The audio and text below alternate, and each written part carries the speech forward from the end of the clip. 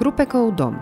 Na západnej strane radovej zástavby námestia v blízkosti radnice si v roku 1529 kúpil za 300 zlatých dom krakovský kupec Sebastian Krupek. Práve zásluhou tohto kupca, ale aj ďalších majiteľov patrí tento dom svojou architektúrou a výzdobou medzi najhodnotnejšie patricíjske domy Levočského historického námestia. Sebastian Krupek si založil v Levoči pobočku otcovej firmy pre obchodovanie s celým Uhorskom. Jeho rodina patrila medzi najvýznamnejšie a najbohatšie kupecké rodiny.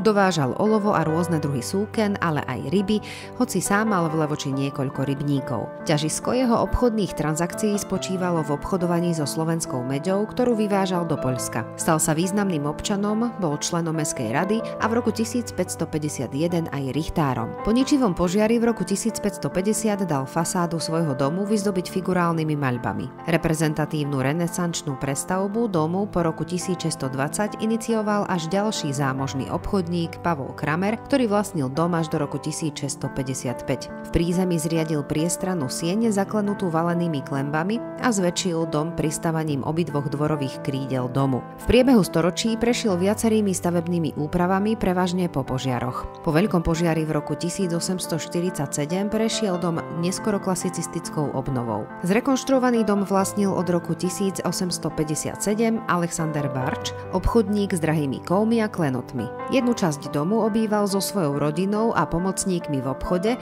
druhú časť prenechal Antonovi Provasimu, sudcovi krajského súdu. Vlastníctvo potom prešlo na jeho deti. Práve v období, keď boli majiteľmi Barčovci, sa realizovala nielen prestavba domu, ale aj premaľba fasády, preto poznali Levočania Krupekov dom bez výzdoby. Netušili o jeho nádherne vyzdobenej fasáde, ktorá bola ukrytá pod bielou premaľbou. Až pri reštaurátorských prácach, ktoré realizovali poľskí reštaurátori z Varšavy v rokoch 1979 až 1980, bola odkrytá a rekonštruovaná vzácna pôvodná renesančná výzdoba z obdobia, kedy dom patril Sebastiánovi Krupekovi. Na fasáde dominujú medzi oknami tri figúry.